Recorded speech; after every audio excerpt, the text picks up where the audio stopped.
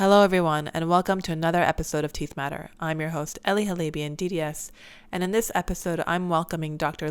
Chen, the general dentist and co-founder of Beam Street Dental. In this episode, he shares his journey from dental student to successful entrepreneur. And yes, the path hasn't been easy. He's faced financial setbacks. He's even gone broke twice. But his resilience and drive has enabled him to turn his circumstances around each time. Today, Beam Street Dental is a standout practice in New York City that specializes in clear aligner therapy, whitening, and hygiene services. In this episode, Dr. Chen dives into the mindset and entrepreneurial strategies that helped him rebuild from adversity. If you're looking for advice on bouncing back from setbacks, this episode will provide actionable insights for you at any stage of your journey. Let's dive in.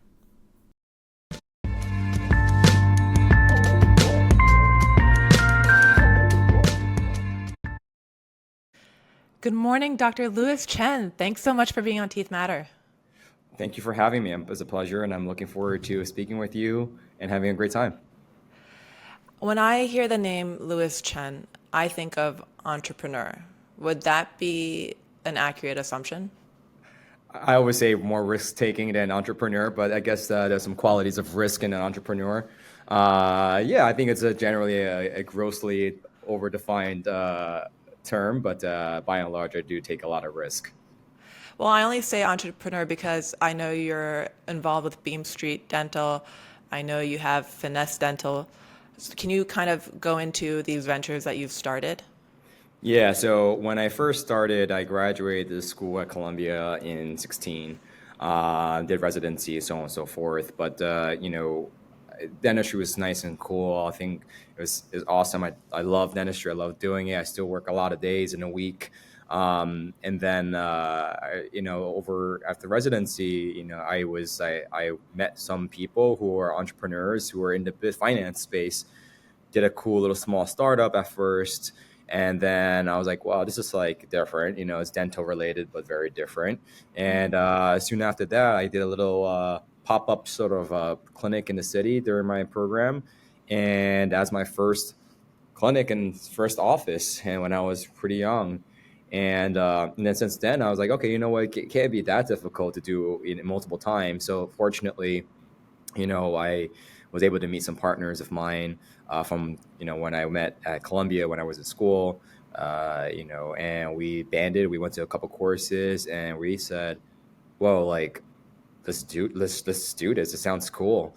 And here I am sitting here just graduating from residency, and my partner, who's 13 years my senior, goes like, "Listen, what do you have to lose? You're able to work, all the time. You're a dentist. You have a skill set that you have." And I said, okay, yeah, what do I have to lose? I mean, maybe some income for a couple of years. And since then, we were able to kind of grow slowly but surely, pretty fast. And now our organization spearheads around 13 practices. Wow, that's incredible. Yeah. I mean, you went through that fairly quickly, but can you break down, like, when you started as a resident, like when you think you have nothing or no resources, right? How did you start a pop-up? What was that process looking like for you? Literally, my friend would say, hey, I have an extra chair available. You can use it anytime. Just pay me this amount. You use it however you want. My equipment, my materials you can use too. So I would be in residency. I would hop on the subway after residency. The shift ended. I would just see patients at night, and there was no one confirming call like patients. There was no one verifying insurances. No one had to collect checks. So I was doing all of that. I was calling insurance, confirming patients, calling insurances during my lunch break, verifying, checking their eligibilities, and so on and so forth. But no one was able to help me with that. And that's kind of when it started. I said, oh, okay, I get this process. Like now I understand one of the steps of the process of an office. And that's how it started. And then, and it's kind of kept adding on to that. When you're doing this, right, where are these patients coming from? Where are you sourcing them? Because you're a resident, I'm sure you don't have a roster. No roster at all. It's just some friends who are like, hey, I just put it on, Facebook. I'm seeing patients today. People are like, oh, I need to see you. I haven't seen you in a while. And then one becomes a few. Granted, I didn't see a lot of patients that would, get me retired, but it was able to get me on the right proper like platform and a springboard to kind of understand, okay, after this, what's next? So now, is it a Right. new practice? Do we buy a practice? Do we build a practice? And that was a starting point. Amazing. So from there, you open up one practice. Can you talk a little bit about Beam Street Dental? Yeah, so Beam Street was initially one of my later on after a few months, we when another graduate from Columbia approached us and they said, "Hey, listen, love what we're trying to do. We see eye to eye on our values in terms of what we're trying to achieve together, not just from a business standpoint, but from a value proposition standpoint, in a sense of affordable care, transparent care, accessible care, Right. convenience, and so on and so forth." And we then became Beam Street. Name, just arbitrary name. It's like Amazon and all the other brands. Is people buy into the name later after you have a value proposition. So that was our value proposition. And since then, we've gone through many, many, many restructurings and reformatting and rebranding and so on and so forth. So we're currently going through that as well. And right now, it never, even after 5, 6 years of doing this, it's still, we're still learning. People, Right. we have new team members, new executives. So everything that we're doing, we thought we did right, but now it's like we're going back to square one. So it's always a fun experience for us. That's how Beam Street started. And then initially the focus was more orthodontic work and hygiene care. But now we realized, and for us, that to be more holistic, comprehensive, we do want to include some, light clearances, some GP work in there as well. So this way Right. we have that experience of just making sure that everyone's healthy. So that was our model. Absolutely. I see. And we'll talk more about Beam Street after, but it sounds like not only are you doing all of this business and entrepreneurial work, but you said you actually mentioned that you were still heavy into the clinical aspect of dentistry. And when I look at your CV, like you are very distinguished in terms of there's so many awards, so many distinctions listed under your name, and you're like a fellow at the oral implantologist, or fellow for international facial aesthetics, and I'm thinking, do you think all of these investments were worth it now that you are a business owner? Yeah, I think it's a great question. I mean, I think it's great because it's also an opportunity to network and explore other avenues of what people are doing. I'm only doing one thing in the dental field, and there are so many people doing something completely drastically different. And I think that I find that fascinating. So having that under your belt from a clinical experience standpoint, I think it's helpful because having a clinical backbone is going to give you the support to do in patient care. And then this way, when you're doing patient, providing patient care, you don't have to think about the business aspect, or at least when you're doing the business aspect, you don't have to think about the clinical aspect. So having that backbone clinically, having it being clinically sound is, I think, in my opinion, super important. And I think it does help you a lot because you get into another community of people who are like-minded, who can share Right. resources with you. Right. I mean, you've taken so many different types of courses. Even before you and I got on camera, we were talking weeks before, and you were taking a Medi-Spa course, and it's, I want to know, which is fun, and it's because there's Yeah. so many different types of courses out there, which is great because you get to explore new things, new technologies, and new techniques, and also different interests, right?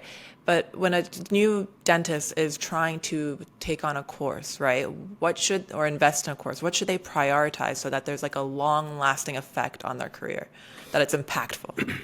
I think the first thing that they should think about is not buy into the hype of courses as much as understanding what they're going to apply. We utilize, those, that skill set after the course. You can go to all these, amazing courses and be, taught these amazing, skill sets or techniques. But if you can't implement it, it's not going to, use, right? Especially if you're taking more clinical hands-on experience. But going into it, the first thing is if you walk out of that experience, from that course saying that I have elevated my standard of care and I see Right. dentistry differently, I think that's a great course to take. Let's go back to Beam Street. The focus was hygiene, whitening, and ortho, right? It's a very niche market. How did you discover this niche? That this I would have to, tip my hat to one of my partners who was an orthodontist, who is an orthodontist, who, as a GP, we understand the value of ortho and the need for ortho. it so happened to be the case that our partner, he was saying that, oh, you know what, we need GP because we understand the value of hygiene and having your support. And that's how it became the sort of trifecta there. So we were trying to be more of the clean and, sort of clean aesthetic, clean outcomes, just straight to the point. You know what you're getting, you know what you're getting. There's no surprises, no like, oh, you have a cavity, you need a crown, you need this, you need extraction, so on and so forth. But also, we're in a metropolitan area where a lot of people are relatively healthy, and have access to care. So we wanted to, find that niche or target that niche initially back in 2018. And since then, we've evolved. Do you think this is a good path for new dentists to take on? The entrepreneurial path, or? No, I mean, like if pivoting into this kind of practice where it's focused on preventative dentistry. I mean, there's a niche of people who wants that kind of work, right? And I think there's also a niche of patients who are looking for that comprehensive experience where they have a perio on site or they have a surgeon on site. We wanted to attract the people who are looking for that kind of preventative supportive experience, because we don't do extensive work. We don't do a lot of complicated cases because we're not equipped to do it. And number two, we found it to be just, it just messes up sort of our workflow a little bit. So that's why we kind of focus a little bit now on just those kind of those services, and again, expanded our services recently. But I think that for new dentists coming out, it depends on how you want to practice, right? So every dentist coming out have a specific want and specific practice style. Some people want to do a lot of dentistry. I walked out and comes blazing, want to do everything, surgery, endo. That's my style. So I look for those kind of practices. Some new dentists are just say, I just don't want to break my back. I want to just do the bare minimum. I'm happy doing that because that's what I prefer to do. And that can be an avenue as well, right? And there's that one in between too, who are like eager to learn, wanting to learn more. And those are the people who are searching for other practices too. So. No, you make a great point. You said that you're doing some light dentistry in there now. You're adding that service to Beam Street. But let's say the patient needs more work. Do you have like a referral network that you push the patients out to? Yeah, so we have only a few patients that we refer out to based on location and what kind of work that needs to be done, because we trust the work that they provide, so we have that referral network. You sound like a very busy man. Which aspect of dentistry do you enjoy the most? Is it like the clinical aspect? Is it the entrepreneurial aspect? Or is it the education aspect? Because like I said, you're here and very involved in business, clearly very clinical, and you have all of these courses that you attend. What's your favorite? It's hard because day to day it's different. You kind of change the hat 3-4 times in a day depending on the conversations you're having, right? There can be an HR question, there can be a business question, it can be a finance question, and you have to teach, right? I really love teaching generally as is. I've been teaching for so long in my life. I've been teaching since I was like 15, tutoring students. And then I taught at Columbia at a very early age too, during my residency program too. So teaching has been a huge part of my life. And I focus a lot more on that aspect of learning to teach and help others, instead of just kind of helping myself at this point. And I've found to be more purposeful in that sense. Where are you teaching currently? Just like now, I'm just more facilitating doctor growth as a clinical guy. Spent a lot of time doing business for many, many years. I enjoyed it, but it's just so difficult when you have so many more things on your plate. So you start to delegate, you start to restructure and compartmentalize some of the efforts that you're great at. And for me, I found out teaching is in motivating people to grow is way more meaningful for me on a personal level. So I took on that responsibility recently. Amazing. What does your schedule look like? Because I'm curious to know what a week looks like for you.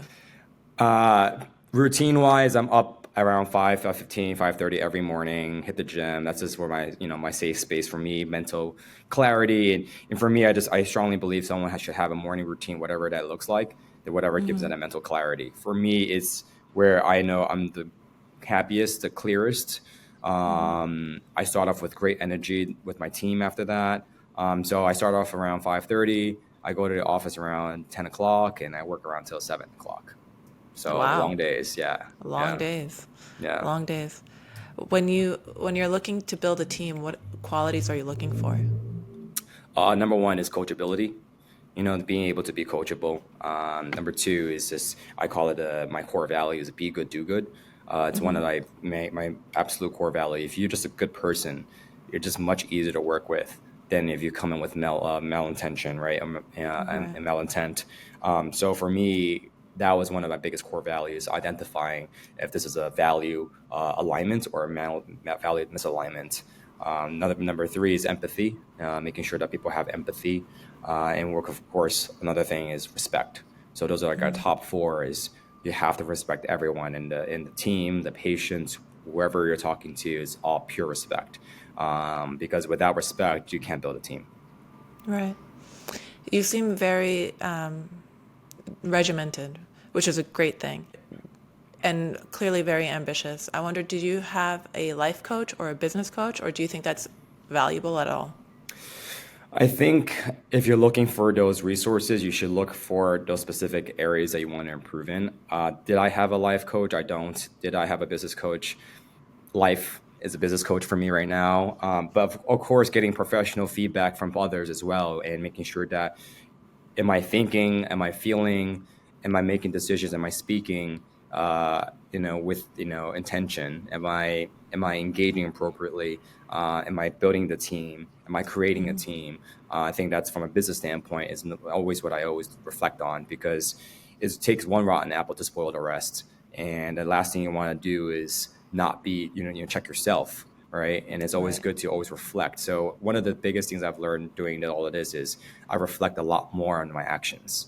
And to the point that you do this every single day, that kind of, boils and kind of trickles into your personal life where you try to be very diligent and, be empathetic in the decisions that you're making. Because, that's just something that you do on a, pretty much the whole entire day. So it becomes, second nature now at this point to be a little more, careful, I would say, in how you, engage with others. You've had a very diverse trajectory. What has been your biggest lesson or your biggest takeaway? That it's okay to take a risk. That's like it's like any entrepreneur would say that, right? You'll never know where you'll go until you take that risk. I mean, I'll tell you, I would never thought that I'd be here without taking that risk with my partner. Will I say that it's been an easy experience, easy ride? No, I cannot tell you that for sure not. People would say you must be doing so well for yourself financially, and I always tell people one thing: if I were to tell you how many times I was broke doing this, you would not want to do it. And I would tell them the experience, and they say, "Oh, I never thought of it that way." And I said, "That's exactly right." And these are the challenges that I took myself to learn financially, which is unfortunate. But at the same time, it's one of those things where you start to realize, okay, I'm going that trajectory right now, and you start to pivot, right? So you learn a lot in the process of understanding your historical patterns, understanding what routes to take, what was successful, what was predictable, and you try to emulate that again. And so with enough repetitions, you start to have a certain pattern that you follow. So that's probably one of my, biggest advice is just don't be afraid to take that risk because through that is when you start learning a lot more about the things that you thought you would never experience. You only know what you know, right? So you also don't Right. know what you don't know. Absolutely. Yeah. Yeah. You mentioned that you were broke before. What motivated you to come out of that or to keep Well, going?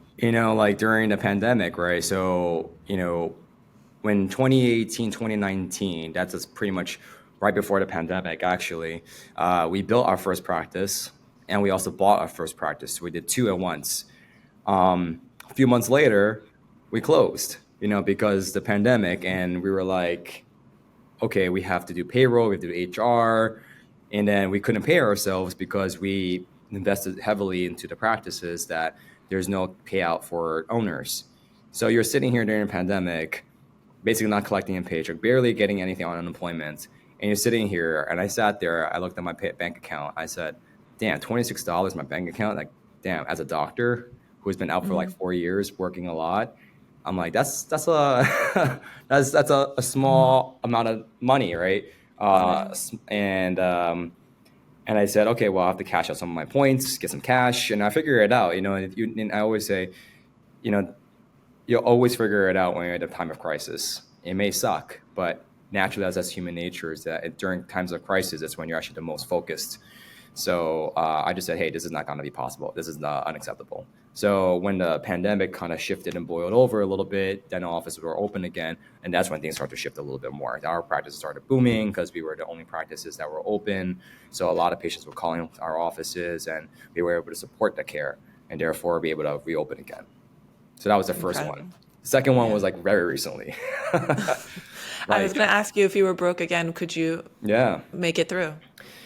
Same thing, you get to a point in your career and, a lot of the times in which we work, we invest a lot ourselves. We don't actually take a lot of cash in our pocket because we heavily believe that reinvesting into a business, a vehicle, is going to produce more than putting money in your pocket. So the moment you had cash is the moment it started to be left. You had to, remove it from your bank account because we had a project we were working on. It requires our investment. And instead of bank debt, we had to personally invest. So we had to personally put our own cash in. So then I again liquidated almost everything again, and then back to $17.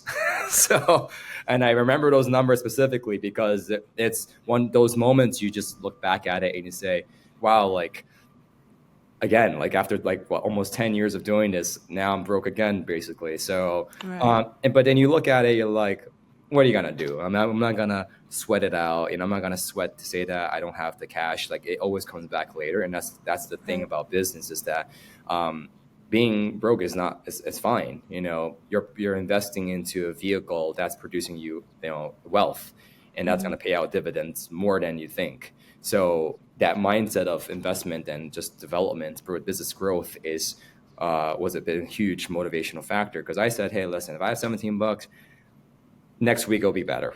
Maybe the following week it'll be better. Next month it'll be better. Right. I've already done this for 10 years at this point. I've sacrificed a lot. What does one day have to, what does one day, affect me, right? What's your vision for yourself now? My vision is to be able to create in our organization is to create a healthy culture that one of my challenges, that personal challenges, how do I put myself in situations or teams that are non-functional and create a more functional team, being the person to implement change, understand change. And the biggest, question mark is who's this guy walking in the door telling us what to do that's going to make change? We don't know you. How can we trust you? And I think that's been my vision is how do I build trust with teams, not patients? Because it's very easy as providers to go into a room and tell patients what needs to be done. Patients are Right. looking for us for help, but not the teams. Change is difficult. So how do you establish change? How do you create change? How do you allow for change? And is change necessary? So those are the things from my personal vision right now is how do I learn to create change? And of course, have the reception, of that change. I think that's great. I think that's beautiful. I commend you for doing that. I don't think a lot of dentists or practice owners take the time to really invest into their team because they're so busy trying to manage different aspects of the business in itself, which I know is difficult. So kudos to you. Thank you. Yeah. Is there anything that we've haven't touched on that you'd like to maybe highlight? I think you touched everything. And if, in fact, you're the only person who kind of knows that I was broke twice. Now the public knows, and I think it's okay for people to know that you can get to that point, right? That's what the whole idea is. I'm happy to share those experiences because people always wonder, like, what if I get to that point? It's okay, it's everything will work out. One thing I always believe is you just have conviction, right? You have to have conviction that the direction that you're going is the direction that it's right, or it's the direction that you need to go. And there's plenty of resources out there. I tell people like it's what you're gonna make a mistake and it's totally fine. Right. The most important thing is you have resources out there who's gonna get you out of that. Right. And it's okay to ask for help, and it's very okay to ask for help.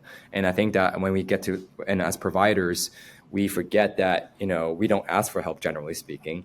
and Correct. that's not gonna go get you anywhere, right? And I think my partner every single day to get me where I am, even from from a clinical stress standpoint, from just like time management standpoint, because I work a lot, you know, Mm. I asked for, hey, listen, I need a little bit of some support here. Can you offload some of that work with me for me and kind of give that to you? So asking for that help, is going to give you that freedom to to get you back on your feet, right? So, Absolutely. but that's the only thing that I think we haven't talked about is that part now. But I think we talked about a lot of things that I think people might need to hear. I appreciate you for opening up about, your history with money. It's not easy. It's a lot of people are maybe I would say ashamed. I appreciate you for being honest because clearly you've bounced back more than once and it shows people that they can too, right? And money shouldn't be a scary thing. I think a lot of people feel that security, they think of security as a financial security, which is obviously important. But I think the biggest predictor of their success or your success is not necessarily the financial security, it's more so your sense of self. So if you know that you are competent, you have these skill sets, you know that you've done it before, you clearly can create a stream of income with the talent that you have. Just feeling competent enough to do it and go back out and do it is the most important thing. So Yeah, I mean, again, resilience is the hardest thing to learn. yeah.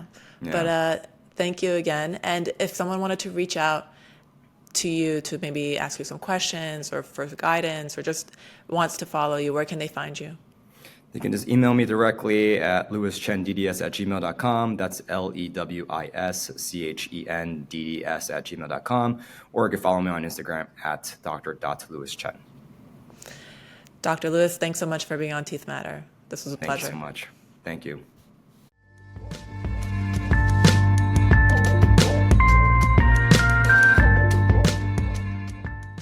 If you enjoyed this episode, be sure to follow our podcast, write a review, leave a comment.